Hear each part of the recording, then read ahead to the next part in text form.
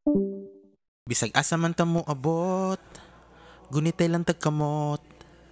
Iyahay lang tagsabot kay iya sa ng pagbuot.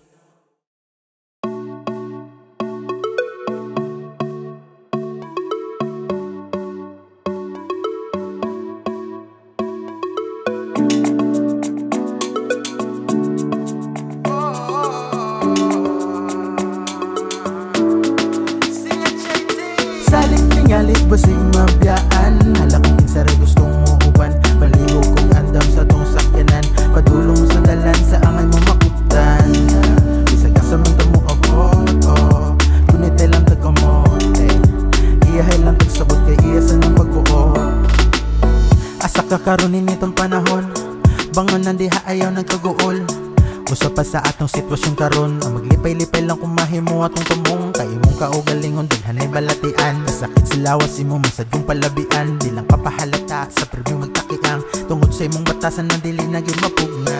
Barog na daon sa dinaog kaon, tawa namong nawong matalawong mauglo. Kay wa may katog kay kuno siya busog, di madaog tulon ug wala na kusog. Ang kahimsog ang dapat na palabian, katangan ng bisyo di na nakatabang. Di ba ka mabala kag ginamaugmaan, ug kanang hinaguan masayang rana.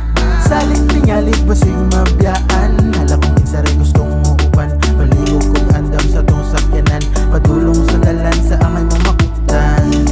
Bisag asa man ta mo abot, gunitay lang tagkamot. Iyahay lang tagsabot kay iya sa ng pagbuot. Sige kagunahon anong dili mo abante, kinabuhi di pa unanay sa biyahe.